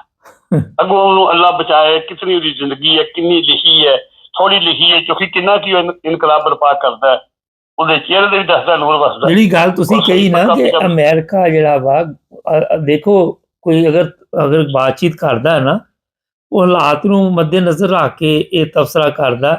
ਇਰਾਕ ਤੁਸੀਂ ਦੇਖ ਲਓ, ਇਰਾਕ ਦੇ ਵਿੱਚ ਕੀ ਹਾਲ ਹੋਇਆ, ਸ਼ਾਮ ਦੇਖ ਲਓ, ਇਜਿਪਟਨ ਦੇਖ ਲਓ, ਲਬਨਾਨ ਦੇਖ ਲਓ, ਫਿਰ ਜਿੰਨੇ ਵੀ ਲੀਬੀਆ ਦੇਖ ਲਓ। ਇਹਨਾਂ ਮੁਲਕਾਂ ਨੂੰ ਕਿਉਂ ਤਬਾਹ ਕਰ ਦਿੱਤਾ ਗਿਆ? ਵਜ੍ਹਾ ਇਹੀ ਸੀ ਕਿ ਇਹ ਤਮਾਸ਼ਬੀਨ ਮੁਲਕ ਸੀ, ਅਯਾਸ਼ੀ ਸੀ, ਖਾਧਾ ਪੀਤਾ, ਆਪਣਾ ਔਰਤਾਂ ਦੇ ਸ਼ੌਕੀਨ, ਸ਼ਰਾਬ ਦੇ ਸ਼ੌਕੀਨ। ਜਿਹੜੇ ਅੰਗਰੇਜ਼ ਨੇ ਜਾਂ ਅਮਰੀਕਾ ਨੇ, ਗੱਲ ਹੱਕ ਔਰ ਦੇਖਣੀ ਚਾਹੀਦੀ ਕਿ ਕੀ ਹੋ ਕੀ ਰਿਹਾ। ਇਹਨਾਂ ਨੇ ਚੀਜ਼ਾਂ ਬਣਾਈਆਂ, ਆਜ਼ਾਦ ਕੀਤੀਆਂ, ਜਹਾਜ਼ ਬਣਾਏ। ਅੱਜ ਦੇਖ ਲਓ ਦੁਨੀਆ ਦੇ ਵਿੱਚ, ਪੂਰੀ ਦੁਨੀਆ 'ਚ ਚਾਈਨਾ ਵਾ ਫਰਜ਼ ਕਰੋ, ਉਹ ਕਿੱਥੇ ਪਹੁੰਚ ਗਿਆ। ਲੇਕਿਨ ਇਹ ਲੋਕ ਤਮਾਸ਼ਬੀਨੀ 'ਚ ਨਹੀਂ ਪਏ, ਅਸੀਂ ਤਮਾਸ਼ਬੀਨੀ 'ਚ ਪੈ ਕੇ ਸਭ ਕੁਝ ਇਹ ਹੈ ਨਾ ਥੇ ਨਹੀਂ। ਇਹ ਹੁਣ ਵੀ ਮੁਸਲਮਾਨ ਜਿੱਥੇ ਵੀ ਨੇ ਪੂਰੀ ਦੁਨੀਆ ਉੱਤੇ, ਪੂਰੀ ਦੁਨੀਆ ਤੇ ਮੁਸਲਮਾਨ, ਕੋਈ ਕਰੋੜ 'ਚੋਂ 1 ਤੁਹਾਨੂੰ ਮੁਸਲਮਾਨ ਨਜ਼ਰ ਆਵੇਗਾ। ਬਾਕੀ ਜਿਹੜੇ 99 ਲੱਖ 99,000 ਤੇ 999 ਜਿਹੜੇ ਨਾ ਦੁਨੀਆ ਪਿੱਛੇ ਪੈ ਜਾਣ। ਕਿ ਪਾਕਿਸਤਾਨ ਕੇ ਜਾਣਦੇ ਕਿਤਨੇ ਮਜ਼ਹਬ ਬਣਨੇ, ਕਿਹੜੀਆਂ ਸੋਹਣੀਆਂ ਪੱਗਾਂ, ਐਡੇ ਸੋਹਣੇ ਕੱਪੜੇ, ਕਿੰਝ ਮੌਲਵੀ ਸਾਹਿਬ ਮਸੀਤੋਂ ਨਿਕਲਦੇ ਨੇ ਜੁਮਾ ਪੜ੍ਹਾ ਕੇ, ਕਿੰਝ ਬੰਦੇ ਹੱਥ ਚੁੰਮਦੇ ਨੇ, ਡਰਾਮੇਬਾਜ਼ੀ ਮੀਡੀਆ ਅੱਗੇ ਲੱਗੇ ਹੈ। ਅੰਗਰੇਜ਼ਾਂ ਦੇ ਤੇ ਕੋਈ ਹੱਥ ਨਹੀਂ ਚੁੰਮਦਾ, ਜਰਮਨਾਂ ਦੇ ਤੇ ਨਹੀਂ, ਇਟਲੀ 'ਚ ਵੀ ਲੋਕੀ ਹੱਥ ਚੁੰਮਦੇ ਨੇ। ਉਹ ਕਰਮਾਂ ਨੇ, ਉਹ ਇਟਲੀ ਜਿਹੜਾ ਇਹ ਈਸਾਈਅਤ ਦਾ ਮਰਕਜ਼ ਹੈ। ਕੋਈ ਵੀ ਜਿਸ ਪਾਪਾ ਬਣਦਾ ਨਾ, ਭਾਵੇਂ ਹੁਣ ਅਮਰੀਕਨ ਬਣਿਆ ਇਸ ਵੇਲੇ, ਮੇਰੇ ਇੱਥੇ ਹੁੰਦਿਆਂ ਤੀਜਾ ਬਦਲੀ ਹੁੰਦਾ ਪਿਆ। ਜਿਹੜਾ ਵੀ ਜਿਸ ਮੁਲਕ ਦਾ ਵੀ ਆਉਂਦਾ, ਇੱਕ ਵਾਰੀ ਆ ਲੈਣ ਦਾ ਰਿਹਾ, ਯਕੀਨ ਕਰੋ ਕੋਈ ਬੰਦਾ ਉਹਦੇ ਹੱਥ ਨਹੀਂ ਚੁੰਮਦਾ। ਜੋ ਤਰੀਕਾ ਇਹਨਾਂ ਦਾ ਹੈ ਉਹਦੇ ਮੁਤਾਬਕ ਉਹਦੀ ਰਿਸਪੈਕਟ ਕਰਦੇ ਨੇ, ਉਹਨੂੰ ਉਹਦੀ ਤਨਖਾਹ ਮਿਲਦੀ ਹੈ, ਉਹ ਆਪਣਾ ਪ੍ਰਚਾਰ ਕਰਦਾ। ਜਿਹੜੇ ਮੁਲਕ ਵੀ ਜਾਂਦਾ ਉੱਥੇ ਉਹਨੂੰ ਜਿਹੜੀ ਹੈ ਉਹਦੀ ਰਿਸਪੈਕਟ ਕੀਤੀ ਜਾਂਦੀ ਹੈ। ਲੇਕਿਨ ਜੋ ਕੋਈ ਅਸਲ, ਔਰ ਫਿਰ ਤੁਸੀਂ ਤੱਕ ਲਓ ਜਦੋਂ ਇਹਨਾਂ ਦਾ ਕੋਈ ਵੀ ਪ੍ਰੇਤਾ ਜਿਹੜਾ ਮਰਦਾ ਇੱਥੇ, ਉੱਥੇ ਪਤਾ ਨਹੀਂ ਤੁਹਾਡੇ ਇੰਗਲੈਂਡ ਜਾਂ ਜਰਮਨ ਕੀ ਕਹਿੰਦੇ ਨੇ, ਇੱਥੇ ਜਿਹੜਾ ਇਹਨਾਂ ਦਾ ਜਿਹੜਾ ਉਹ ਵੱਡਾ ਲੀਡਰ ਹੈ ਉਹਨੂੰ ਪ੍ਰੇਤਾ ਕਹਿੰਦੇ, ਜਿਵੇਂ ਪਾਪਾ ਕਹਿੰਦੇ। ਪਹਿਲਾਂ ਪਾਪਾ ਜਵਾਨੀ ਹੈ, ਹੁਣ ਨਵਾਂ ਆਇਆ ਅਮਰੀਕਨ ਆਇਆ, ਇਹ ਥੋੜਾ ਜਿਹਾ ਵੱਲ ਦੀ ਸਿਹਤ ਚੰਗੀ ਹੈ। ਤੇ ਮੈਂ ਕਹਿੰਦਾ ਪਿਆ ਜਿਸ ਵੇਲੇ ਉਹ ਜਾਂਦਾ ਉਹਦਾ ਇੱਕ ਆਨਾ ਉਹਨੇ ਰਿਸ਼ਵਤ ਨਹੀਂ ਲਈ ਹੁੰਦੀ, ਉਹਦੇ ਕੋਈ ਬੰਦਾ ਜਿਹੜਾ ਇਲਜ਼ਾਮ ਨਹੀਂ ਲਾਉਂਦਾ, ਉਹਦੇ ਅਕਾਊਂਟ 'ਚੋਂ ਪੈਸੇ ਤੇ ਨਹੀਂ ਨਿਕਲਦੇ। ਮੈਂ ਕਿਹਾ ਉਹਦੇ ਅਕਾਊਂਟ 'ਚੋਂ ਅਰਬਾਂ ਰੁਪਈਏ ਤੇ ਨਹੀਂ ਨਿਕਲਦੇ, ਉਹ ਸੱਚ ਵਿੱਚ ਨਹੀਂ ਨਿਕਲਦੇ। ਕਰਮਾਂ ਨੂੰ ਸਵਾਲ ਹੀ ਆਣਾ ਹੋ ਚਾਹੇ ਤੇ ਯਕੀਨ ਕਰੋ ਪੂਰੀ ਦੁਨੀਆ ਦੇ ਈਸਾਈ ਉਹਨੂੰ ਪਾਪਾ ਮੰਨਣ, ਚਾਹੇ ਤਾਂ ਖਰਬਪਤੀ ਹੋ ਜਾਏ, ਲੇਕਿਨ ਸਵਾਲ ਹੀ ਪੈਦਾ ਨਹੀਂ ਹੁੰਦਾ। ਜਵੇਦ ਸਾਹਿਬ, ਮੈਂ ਤੁਹਾਨੂੰ ਦੱਸਿਆ ਸੀ ਪਿਛਲੇ ਪ੍ਰੋਗਰਾਮ 'ਚ ਵੀ ਕਿ ਮੁਸਲਮਾਨ ਤੇ ਇਨਸਾਨ ਏਸ਼ੀਆਈ ਤੇ ਅਰਬਾਂ ਮੁਲਕਾਂ 'ਚ ਨੇ ਤੇ ਇਨਸਾਨੀਅਤ ਯੂਰਪ ਵਿੱਚ ਹੈ। ਹੁਣ ਜਿਹੜਾ ਈਰਾਨ 'ਚ ਹੋਇਆ ਨਾ, ਈਰਾਨ ਦੇ ਵਿੱਚ ਗੱਦਾਰ ਨੇ ਬੈਠੇ ਦੇ, ਉਹਨਾਂ ਨੇ ਅੰਦਰੋਂ ਬੈਠ ਕੇ ਈਰਾਨ ਨੂੰ ਨੁਕਸਾਨ ਦਿੱਤਾ। ਔਰ ਤੁਹਾਨੂੰ ਇਹ ਮੈਂ ਦੱਸਦਾ ਕਿ ਮੁਸਲਮਾਨ ਮੁਲਕ ਜਿੰਨੇ ਵੀ ਨੇ ਉਹਨਾਂ 'ਚੋਂ ਅਕਸਰ ਜਿਹੜੇ ਵਾ ਉਹ ਇਸਰਾਈਲ ਨਾਲ ਮਿਲੇ ਹੋਏ ਦੇ ਨੇ, ਔਰ ਇਹਨਾਂ ਦੀ ਤਬਾਹੀ ਵੀ ਇਹੀ ਹੈ। ਔਰ ਇਹਦੀ ਕਿ ਚੀਜ਼ ਜ਼ਿਹਨ 'ਚ ਰੱਖੋ, ਲੋਕਾਂ ਦੇ ਜ਼ਿਹਨ 'ਚ ਕਿਸੇ ਮੁਸਲਮਾਨ ਮੁਲਕ 'ਚ ਹੁੰਦਾ ਕਿ ਮੈਂ ਸ਼ਾਇਦ ਇਹਨਾਂ ਦੇ ਸਕਾ ਬਣ ਕੇ ਤੇ ਆਪਣੇ ਕਿਸੇ ਮੁਸਲਮਾਨ ਮੁਲਕ ਨੂੰ ਤਬਾਹ ਕਰਾਂਗਾ, ਮਗਰ ਉਹ ਉਹਦੇ ਜ਼ਰੀਏ ਮੁਸਲਮਾਨ ਮੁਲਕ ਤਬਾਹ ਕਰਵਾਉਣ ਤੋਂ ਬਾਅਦ ਫਿਰ ਉਹਨੂੰ ਵੀ ਤਬਾਹ ਕਰ ਦਿੰਦੇ ਨੇ। ਉਹ ਕਰਮ ਵਾਲਿਓ, ਮੈਂ ਤਾਂ ਕਰਨਾ ਪਿਆ ਖਾਣੀ 2 ਟਾਈਮ ਦੀ ਰੋਟੀ ਹੈ, ਪਰ ਇਹ ਤੇ ਗੱਲ ਹੈ, ਉਹ ਗੱਲ ਹੈ ਨਸੀਬਾਂ ਦੀ। ਜੀ ਅੱਲਾ ਦੀ ਜ਼ਾਤ ਨੇ ਦੋਜ਼ਖ ਵੀ ਬਣਾਇਆ, ਜन्नत ਵੀ ਬਣਾਈ ਹੈ, ਆਪਣੇ ਆਪਣੇ ਨਸੀਬ ਨੇ। ਯਕੀਨ ਕਰੋ, ਮੈਂ ਉਹ ਵੀ ਬੰਦੇ ਤੱਕੇ ਨੇ ਪਾਕਿਸਤਾਨ 'ਚ, ਅੱਜ ਉਹਨਾਂ ਦਾ ਇੱਕ ਪੁੱਤਰ ਰਹਿ ਗਿਆ, ਇੱਕੋ ਪੁੱਤਰ ਹੀ ਧੀ ਫੌਤ ਹੋ ਗਈ। ਕੋਈ ਵਾਲੇ ਸ਼ਹਿਰ 'ਚ ਤੁਸੀਂ ਕਿਸੇ ਕੋਈ ਵਾਲੇ ਬੰਦੇ ਕੋਲ ਪੁੱਛਿਓ, ਹਜ਼ਰਤ ਅਲਾਮਾ ਮੌਲਾਨਾ ਅਬੂ ਦਾਊਦ ਹਾਜੀ ਮੁਹੰਮਦ ਸਾਲਿਕ ਸਾਹਿਬ ਉਹਨਾਂ ਦਾ ਪਿੰਡ ਜਿਹੜਾ ਉਹ ਜ਼ਿਲ੍ਹਾ ਸ਼ਾਹਕੋਟ ਰਾਣੇਵਾਲ ਹੈ ਉੱਥੇ ਨਾ, ਰਾਣੇਵਾਲ ਨਹੀਂ ਤਾਂ ਕੁਝ ਹੀ, ਰਾਣੇਵਾਲ ਸੈਦਾਂ ਦੇ ਗੁਜਰਾਤ 'ਚ ਹੈ, ਸਿਆਲਕੋਟ ਉਹ ਪਿੰਡ ਦਾ ਨਾਂ ਜੀ ਤਾਂ ਕੁਝ ਹੀ, ਉਹ ਉਹਨਾਂ ਨੂੰ ਕੀ ਆਖਦੇ ਜੀ, ਮੇਰੇ ਤੁਸੀਂ ਇਹਦੇ ਤੇ ਟਾਈਮ ਜ਼ਾਇਆ ਕਰ ਦਿੰਦੇ ਪ੍ਰੋਗਰਾਮ ਦਾ ਨਾ। ਮੈਂ ਤੁਹਾਨੂੰ ਦੁਨੀਆ ਦੇ ਹਾਲਾਤ ਦੱਸਣ ਡਿਆ, ਤੁਸੀਂ ਪਾਕਿਸਤਾਨ 'ਚ ਜਾ ਕੇ ਵੜਦੇ ਪਏ। ਮੈਂ ਤੁਹਾਨੂੰ ਦੁਨੀਆ ਦੇ ਮੈਂ ਸੁਣਨਾ ਮੈਂ ਯਾਦ ਕਰਨਾ ਪਿਆ, ਉਹ ਵੀ ਬੰਦੇ ਪਾਕਿਸਤਾਨ ਜਾਇਆ ਕਰੋ ਚਾਹੁੰਦੇ ਹਾਜੀ ਸਾਲਿਕ ਸਾਹਿਬ, ਤੇ ਦੁਨੀਆ ਤੋਂ ਅਰਬਾਂ ਪੱਤੀ ਹੋ ਕੇ ਜਾਂਦੇ। ਕੋਟਲੀ ਲਵਾਰਾ ਜਿਹੜਾ ਸ਼ਹਿਰ ਕੋਟਲੀ ਲਵਾਰਾ ਮੈਨੂੰ ਯਾਦ ਆ ਗਿਆ, ਲੇਕਿਨ ਉਹਨਾਂ ਕੋਲ ਇੱਕ ਆਨਾ ਨਹੀਂ, ਉਹ ਇੱਕ ਆਨਾ ਨਹੀਂ ਤੇ ਕੋਈ ਬਣਾਇਆ ਵੀ ਨਹੀਂ ਨਾ ਉਹਨਾਂ ਨੇ, ਕੋਈ ਲੋਕਾਂ ਨੂੰ ਦੱਸਿਆ ਵੀ ਨਹੀਂ ਕਿ ਸਾਇੰਸ 'ਚ ਤਰੱਕੀ ਕਰੋ, ਇਲਮ 'ਚ ਤਰੱਕੀ ਕਰੋ। ਪੱਗ ਬੰਨ ਲਈ, ਚਿੱਟੀ ਧੋਤੀ ਬੰਨ ਲਈ, ਚਿੱਟਾ ਸੂਟ ਪਾ ਲਿਆ, ਉਹ ਇਬਾਦਤ ਆਪਣੀ ਜਗ੍ਹਾ ਤੇ, ਪਰ ਸਾਇੰਸ ਜ਼ਰੂਰੀ ਹੈ ਕਿ ਨਹੀਂ ਜ਼ਰੂਰੀ ਹੈਗੀ ਦੁਨੀਆ ਦੀ? ਨਹੀਂ, ਸਾਇੰਸ ਦਾ ਕੰਮ ਜਵੇਦ ਸਾਹਿਬ ਉਹਨਾਂ ਨੇ ਜਿੰਨਾ ਸਾਇੰਸ ਦਾ ਕੰਮ ਕਰਨਾ ਨਹੀਂ, ਜਦੋਂ ਉਹਨਾਂ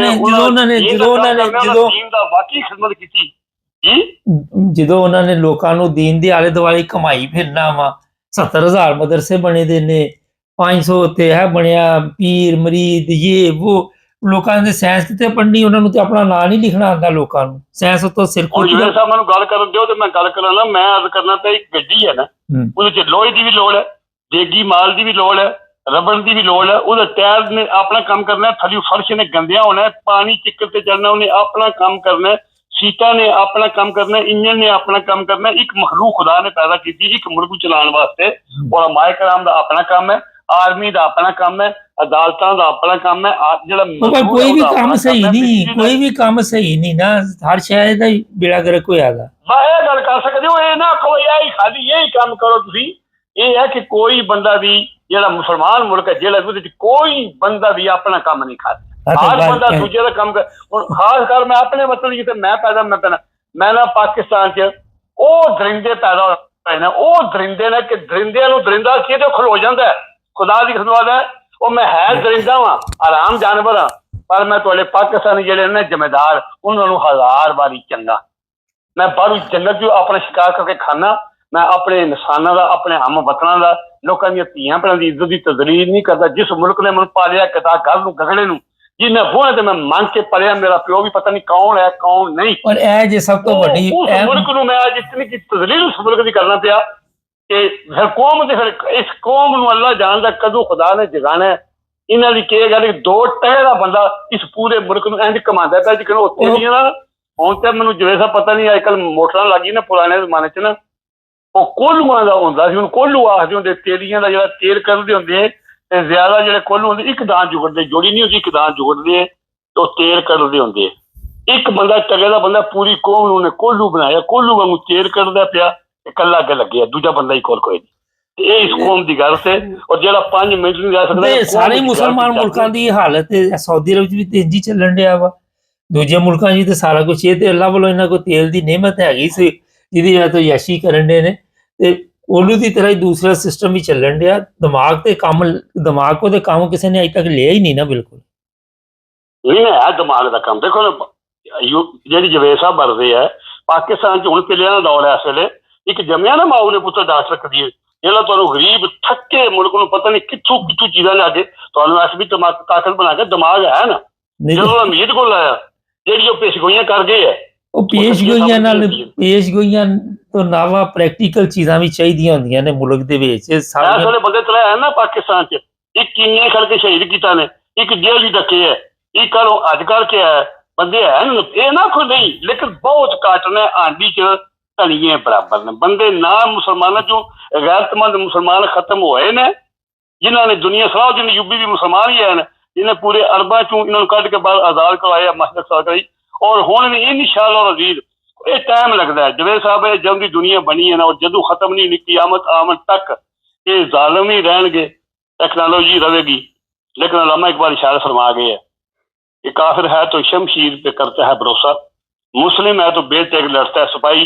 टेक्नोलॉजी भावें थोड़ी है लेकिन टेक्नोलॉजी बना ले है ना ऐसे मुसलमान को टेक्नोलॉजी। ईरान को कोई नहीं, पाकिस्तान को कोई नहीं, अगर नहीं तो दूजे अरबा को कोई। इन्होंने दो मुल्कों को टेक्नोलॉजी है, बाकी किसी ने बनाई हो रही ने अज तक। लेकिन अल्लाह ताला पता है बैलेंस किस बराबर रखता है।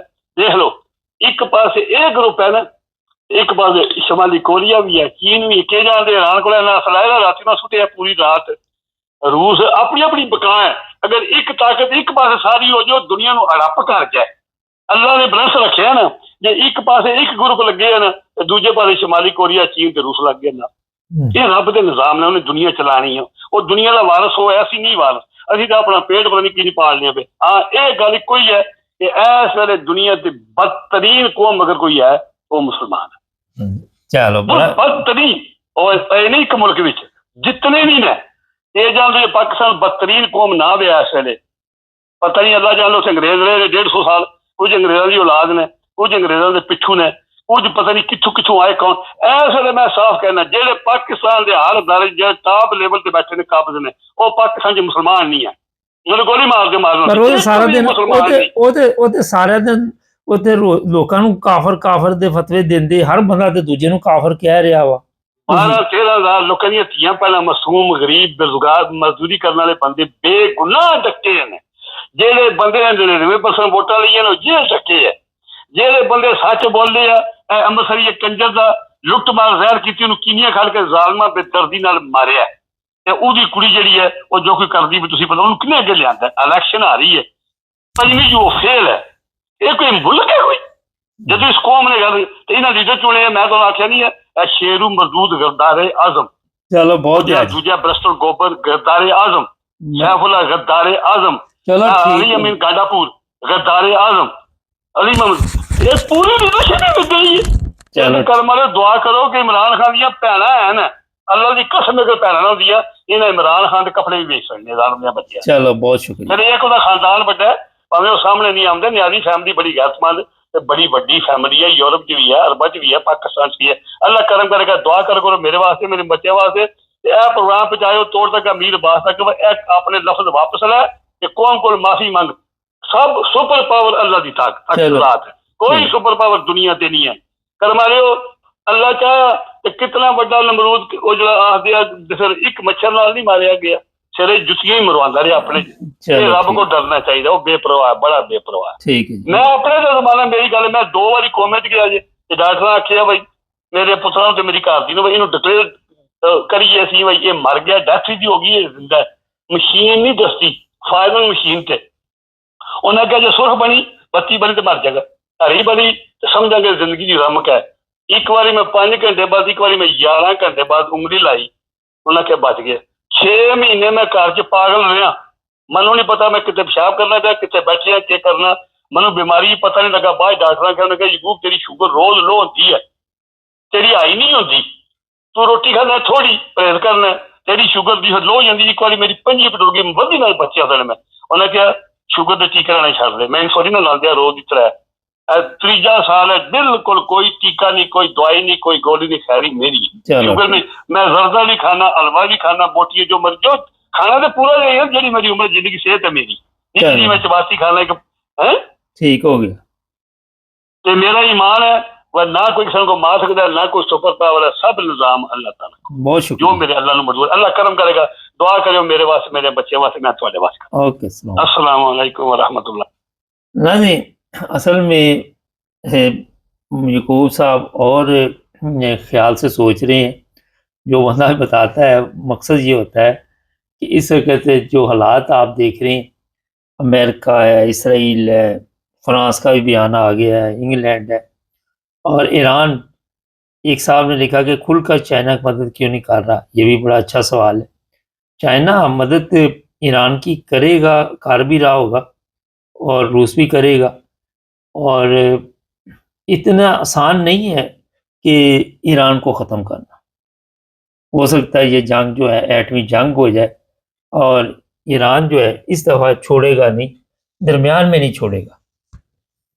जिस तरह के हालात नज़र आ रहे हैं, जो भी होगा, क्योंकि ईरानी कौम जो है उसमें जज्बा है, जोश है। दूसरी तरफ इसराइल जो है उनके लोगों में वो बुज़दिल लोग हैं, लेकिन हमारे लोग ताकत बहादुरी तो है लेकिन दिमाग कम है।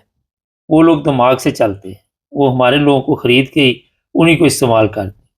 चैनल को सब्सक्राइब करें, जुड़े रहे हमारे साथ।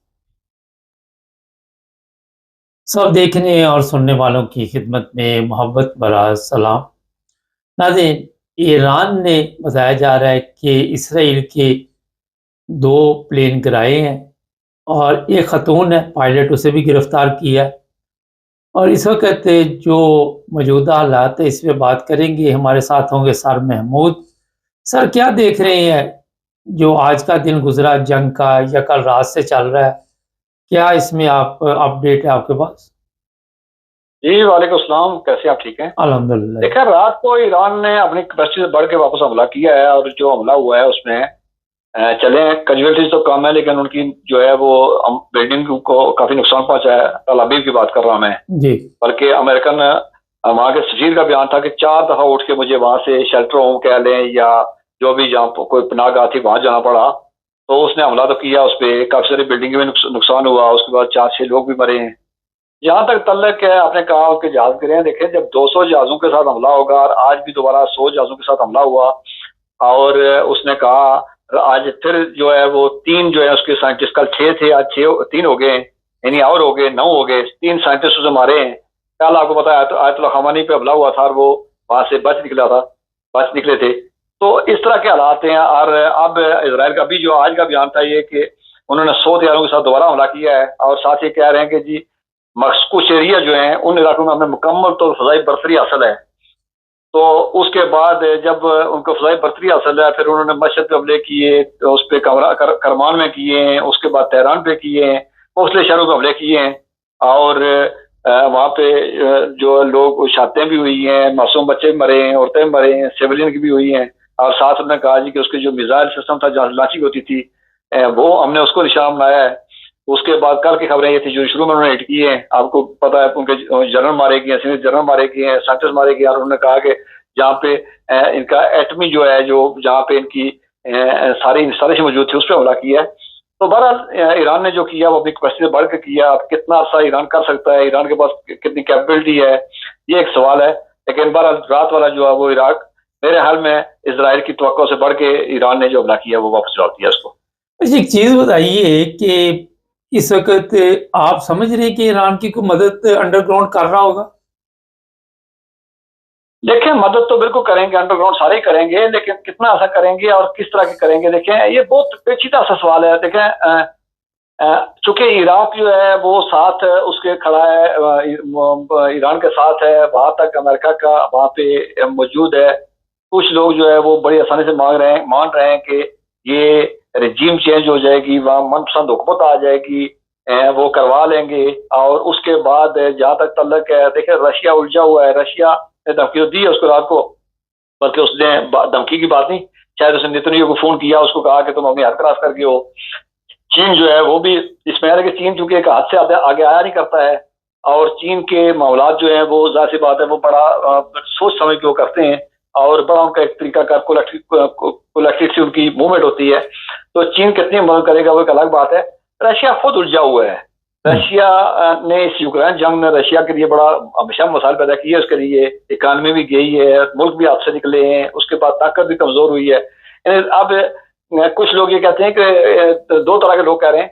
एक तो कह रहे हैं कि इराक के बाद, ईरान के बाद अगला नंबर, मैं नहीं कह रहा हूँ, वो आज ख्वाजा असद ने असेंबली में कहा कि अगर हम इत्तेहाद नहीं करेंगे, इत्तेफाक नहीं करेंगे, अगला नंबर हमारा होगा। तो वो जो पाकिस्तान तरफ कह रहे हैं, कुछ लोग कह रहे हैं कि जी अगर यहाँ ईरान हाथ से निकला तो रशिया जो है वो रशिया जो इतनी बड़ी सुपर पावर रही है, जो काबिल जो हमेशा हर मामले में पेश रही है और टक्कर रही है, वो कमजोर हो गया, वो बैकफुट पे जाएगी।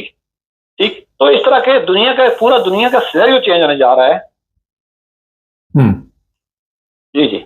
अच्छा, ये भी कुछ ख्यालात सामने आ रहे हैं कि इस दफ़ा इसराइल का शायद ज़्यादा नुकसान हो और ईरान कोई ऐसा काम डाल दे जिससे इसराइल दोबारा कभी उठ ना पाए। आप देख रहे हैं कोई इस तरह के हालात? देखें, वही कह रहा है मैंने कि ईरान ने रात को जो किया वो तो उसका मतलब है आम लोगों की तवक्को से ज्यादा था। लेकिन ये है कि इजराइल वो छोटा सा मुल्क है और उस पर कितना दूर से कितना क्या करेगा, क्योंकि फासला बहुत ज्यादा है, 16-1700 किलोमीटर का फासला है, और बार बार हमले करना। फिर दूसरा मैंने कहा कि जब ये कह रहा है कि मैंने हमारी जो है वो वहां पे मुकम्मल फजाई बर्तरी हासिल है और वो खुल के अटैक कर रहे हैं, वो उन्होंने मुख्तलिफ शहरों में 8-9 शहरों में आज भी हमले किए हैं, तो हो सकता है कि उसकी जो है वो सलाहियत जितनी भी है बची कुछ ईरान की, वो वही अंदर जो है वो खत्म कर दी जाए। दूसरी बात यह है कि इसराइल के साथ चूंकि पूरा एक दुनिया खड़ी है, पूरा निज़ाम मौजूद है, उसके पास जदीद तरीन गोला बारूद है, सप्लाई बरकरार है उसके पास, और ईरान की सप्लाई कितना सा चलेगी ये एक सवालिया निशान है। अभी तक देखा आपने OIC का कोई बयान नहीं आया, किसी और मुल्क का बयान नहीं आया, और सारे खामोश बैठे हुए हैं, तो कौन किसी की मदद करेगा। मैंने कहा रशिया मदद करने वाला था, रशिया खुद उलझा हुआ है, रशिया को मदद करने के लिए जाहिर सी बात है इतना ऊपर से जाना पड़ता है, तो वहां सारा उस इलाके में उसका कंट्रोल अमेरिका का कंट्रोल है। और अमेरिका ने कल कहा था कि अगर इसने वापस हमला किया ईरान ने इसराइल पे, तो वो हमला मुझ पर सवाल किया जाएगा, मैं जवाब दूंगा। इसका मतलब जंग में बाज़ाब्ता तौर पे वो अमेरिका भी उतरेगा, तो जंग फैलेगी, लेकिन ईरान जो है वो खंडरात बनता जाएगा। और ईरान जो है, ये कहा जाता है कि ईरान के पास जो है एटमी इस पोजीशन में था कि वो धमाका कर सकता, लेकिन हमारे साथ धमाका करना और किसी भी इस तरह के मवाद को दूसरे मुल्क पर फेंकने के लिए लॉन्चिंग सिस्टम होना, एक दो अलग सी चीजें हैं। मैं फिर वही बात आ रही है कि जब 1800-1900 किलोमीटर दूर आपने कोई चीज फेंकनी है किसी चीज को, तो फिर आपको बड़ा एक हाई फाई आपको सिस्टम चाहिए। शायद ईरान वो बनाने उसमें नहीं था, अभी तक वो बना नहीं था, या कम अज कम ये है कि वो कंप्लीट नहीं था उसका, तो वो उसको यही खबरें जो है जिस तरह ईरान शिकवा कर रहा है कि हमें मुज़ाकरात में उलझा के उसने हमारी मुखबरी की अमेरिका ने, तो वो सारी चीजें की हैं, तो उसके अंदर से भी बहुत सारे मामला थे, अंदर भी उसकी गद्दारी हुई है, अंदर से लोगों ने मुखबरी की है। उसके बाद जो एटमी जो इदारे जो थे वो भी उसको कंगालते रहे हैं, आखिर तक मुज़ाकरात में रहे हैं। तो ये सारी चीजें यकीनन उनकी नॉलेज में, जो जिन्होंने वहां पे मायना करते रहे उनकी नॉलेज में इनके सारी इंस्टॉलेशन भी होंगी, और वो इंस्टॉलेशन में वो जो है वो मालूमात भी लीक हुई होगी या चली गई होगी कहीं ना कहीं। तो एक गंभीर सी सूरत हाल है। ईरान इतनी बेहतर पोजीशन में नजर नहीं आ रहा, मजामत कर सकता है, मजामत की है उसने, करेगा भी, लेकिन इतनी बड़ी पोजीशन में नजर नहीं आ रहा है। ईरान फर्ज करें अगर वहाँ पे गवर्नमेंट चेंज हो जाती है तो फिर तो मैदान खुला मिल जाएगा पाकिस्तान को नुकसान पहुंचाने के लिए, कोई रुकावट नहीं रहेगी बाकी। असल बात यह है कि अगर जो कहा जाता है कि ईरान निशाना और पाकिस्तान ठिकाना, तो असल या ईरान ठिकाना पाकिस्तान निशाना, देखें जब वहाँ का रजीम आ जाएगी तो बलोचिस्तान के जितने भी लोग हैं उनको वहाँ से इजी टू एक्सेस हो जाएगा। उसके बाद वहाँ से वहाँ आके हमला करना, फिर बलोचिस्तान में आपका सी पैक जो एंड हो रहा है, चीन का रास्ता वहाँ से जाके खुल रहा है। उसके बाद सारे मामला जो हैं, फिर एक नई दुनिया की नई जो है वो एक शुरुआत होगी। और अमेरिका जो बहुत दूर बैठा हो तो वो बिल्कुल सिस्तान में और या पाकिस्तान के बॉर्डर पे आ जाएंगे, जो भी होगा उनकी जब मनपसंद हुकूमत होगी। तो एक गंभीर सी सूरत हाल है। इस सूरत हाल में शायद देखें ये पूरी सदी मुसलमानों के पास रही है, इनके पास गैस भी थी, एनर्जी भी थी, तो उसके बाद पाक जंगल मैदान आबादी दुनिया जहाँ के मादनियात, लेकिन किया क्या है? कुछ नहीं किया है। और आज ये है कि बेसर सामानी में मैं एक लफ्ज कोट करना चाह रहा हूँ। इंडिया के एक बड़े मशहूर स्कॉलर गुजरे हैं, पता नाम सुना आपने? सुना? उनका नाम था फरीदुद्दीन। तो उन्होंने कहा था कि ये तो फैक्ट बात है, बहुत सारे लोगों ने और भी कहा है कि लोगों से बात का इख्तिलाफ हो सकता है। फरीदुद्दीन ने कहा था कि ये इतने कमजोर है मुसलमान आज के, ना इनके पास जंग का हथियार है, ना जंग ये हथियार भी मांग के लाए हुए हैं, ना इनके पास इकानमी है। तो उसने कहा था कि मुसलमानों को एक ऐसा वक्त आ चुका है कि मुसलमानों को अगर दूसरे किसी जो जारे कुम है उनके पाँव में गिर के माफी मांगकर अपनी जिंदगी गुजारना पड़े तो बहुत ज्यादा आसान है, इससे बेहतर कि वो लड़के मरे। तो ये सारी कमजोरी है, और ये कमजोरी एक साल की नहीं है, ये 100 साल की है। 100 साल में किया क्या इन्होंने? उसका सारे ही कसूरवार है, वो जो पाकिस्तान बैठा हुआ, बाहर बैठा हुआ, सारे कसूरवार नहीं किया। हमने तमाशबीनी में नंबर हासिल किया, हमने वो काम किए हैं, हमें VIP जिंदगी चाहिए, हमारे आगे पीछे प्रोटोकॉल चाहिए, नौकर चाकर चाहिए, हमारे खाने बेशुमार हो, हमारे पास पैसा आ जाए। हम इंसान को इंसान नहीं समझते, हम लोगों को सड़कों पे मारते हैं, घसीटते हैं, औरतों को नंगा करते हैं, उनकी वीडियो हम बनाते हैं, वीडियो फिर अपना अपलोड करते हैं। किया क्यों नहीं? इतनी तरक्की की हमने। जी हमने बहुत तरक्की की है कि देखें ना, आजादी का फरमान है कि माशरा जो है वो कुफर को कायम रह सकता है, और रह रहे हैं, हम देख रहे हैं, लेकिन नासाफी पे कायम नहीं रहता है। उसी मुल्क के अंदर चौकीदार की तनख्वाह जो है वो 1000 रुपये बढ़ाई जाती है, और वो लाख रुपये कमाएगा तो उस पर 1000 रुपये गवर्नमेंट को टैक्स दे देगा, ठीक है कि नहीं? तो जो दूसरी दफा जो उसकी 1.5 लाख तनख्वाह थी वो 21 लाख हो गया और 21 लाख वाले का तहफ़्फ़ुज़ किया जा रहा है। और दूसरे को बताया जा रहा है कि चूंकि महंगाई कम हो गई है तुम्हारी तनख्वाह बढ़ाने की जरूरत नहीं है। 21 लाख वाले को कहा जाता है, चूंकि 23 लाख वाले को, कि चूंकि जो है वो इन्फ्लेशन ज्यादा हुई है पिछले 10 साल में, इसलिए इसका हक है। दूसरी बात यह प्रोटोकॉल है 2 घंटे की जंग के बाद कंधे पे पितल लग गया है। उसके बाद जिस तरह के गली बाजारों में जो कुछ हो रहा है, जो जो जो मजहब के नाम पे हो रहा है। देखिए हलाकू खान ने जब बगदाद तबाह किया था तो वहां किस तरह के मामला थे, आज उससे 100 गुना ज्यादा मामला हैं और वही उलमा का रवैया है। अभी आप देख रहे हैं कि चलें, ये सबको मालूम है कि ईरान के बाद ये आखिरी के लिए यहाँ से उखड़ने को बचना कुछ नहीं है। लेकिन आप देख लें पाकिस्तान में एक मखसूस तबका जो है वो ईरान का जो है वो खिलाफ है और नेतन्याहू को हमायती है। मैंने कहीं कहा, किसी सुना था, उसने कहा कि नेतन्याहू शायद नामूर सालम का ज्यादा महफूज है, इस चीज का हमायत की जा रही है।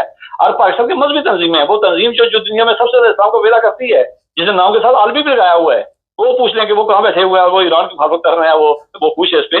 तो तकसीम है, जहनों में तकसीम है, नफाक है, टूट चुके हैं, दिल टूट चुके हैं और सिर्फ फसाद पे अमारा है, जो है अमादा होते हैं। और वो नेतन्याहू को पता नहीं याद हो या ना हो, उसने पाकिस्तान का नंबर लिया, उसने नंबर सेकंड नंबर है पाकिस्तान का, नहीं लिया नाम लिया उसने नाम लिया पाकिस्तान का। चले वो तो मैंने सुना है, लेकिन जिस तरह के हमारे यूट्यूबर हमारा पाकिस्तानी चैनल जो कर रहा है, पता चलता है कि वो तो कह रहे हैं कि हम हमला कर दे उस पर, मैंने उनको ज्यादा जल्दी है और वो जल्दी में है। ऐसा नहीं होता है, ये जंगें बड़ी मदबराना तरीके से निकला जाता है, इन जंगों से निकला जाता है। मैंने वही 2 दिन का हवाला देने का मतलब मेरा यही था कि जंगें तबाही हैं, बर्बादी हैं, बहुत सारे जो है ये तो जब से दुनिया बनी है चलती आ रही, सर जंगें तो चलती आ रही, मगर जो मुसलमानों की मौजूदा हालत है वो मेरा ख्याल है कि एक आप अफसोसनाक भी कह सकते हैं, तकलीफ दे भी कह सकते हैं। जितनी तमाशबीनी ईरान के बाद ईरान अगर रास्ते से हट गया तो उसके बाद जो आपकी वो पस्ती है जिस पस्ती में से कोई ऊपर खड़ा होकर शुमार नहीं कर सकेगा कि कितनी पस्ती में गए हैं। अभी तो नजर आ रहे हैं ना आपको पस्ती में गिरे हुए, यहाँ से गिरने के बाद आप शुमार नहीं कर सकेंगे कि कितनी पस्ती में गए। और बिल्कुल खत्म हो जाएगा, सब कुछ खत्म हो जाएगा। हाँ ये बात ठीक है कि मुमकिन है जंग के बाद मौलवाइयत खत्म हो जाए, इस मुल्क के अंदर जुनूनियत खत्म हो जाए, इस मुल्क के अंदर जो मुल्क के अंदर ठेका लिया हुआ है इस्लाम का वो खत्म हो जाए और ये अपनी रोजी रोटी की फिक्र करें, अपनी जिंदगी की फिक्र करें और अपनी बका की फिक्र करें। मुमकिन है ये चीज पॉजिटिव भी हो सकती है, लेकिन बहरहाल जो अभी इन्होंने किया है, जो पिछले 100 साल में जब सब कुछ होने के बावजूद इन्होंने किया है, वो तो शर्मनाक भी है और उसका अफसोसनाक भी है और इबरतनाक भी है। बहुत शुक्रिया सर।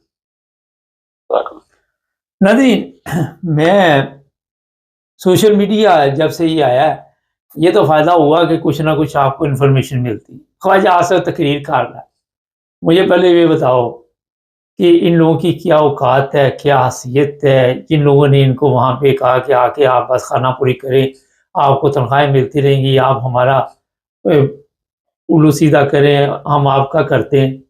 तो इनसे क्या आप उम्मीद रखते हैं? इनकी तरह से वतन चले जाए, इनकी तरह से पाकिस्तान को नुकसान पहुँच जाए, इनकी तरह से जो मर्जी हो जाए, इनको कोई फ़र्क नहीं पड़ता। पहली तो बात मैं आपको बताऊँ, जो गरीब अवाम है वो शायद समझेगी कि हमारे नसीब ऐसे हैं। जो मुसलमानों की हालत मैंने आपको बताई, वो आपने देख लिया, ट्रम्प का दौरा था, जिस तरह तमाशबीनी की गई, जिस तरह मुझे बता दिए कि इस्लाम में कोई ऐसी मिसाल आपको शायद पहले ना मिलती हो, जो हालत इन्होंने की, जो हरकतें दुबई में हुई, फिर बाद में जो जूते उसने मारे कि ये क्या कर रहे थे, मुझे तो कोई अच्छा नहीं लगा। तो जब आप अपनी औकात से बढ़कर एक्टिंग भी करेंगे, ओवर हो जाएंगे, तकब्बर फिर देख लें, थोड़ी सी ताकत आ जाए, वो इंसान उधर पड़ा हुआ। यहाँ यूरोप में लोगों के पास पैसा भी है, सब कुछ है, मगर इज्जत एहतराम जो अपनी जगह पे, कितना भी कोई अमीर है आपको अच्छे तरीके से मिलेगा। और कोई सवाल भी करना हो तो माजरत के साथ आगाज़ करेगा बात करने का, हमारी तरह नहीं, ओए तमीज़ ही नहीं, तहजीब नहीं, कोई चीज़ नहीं।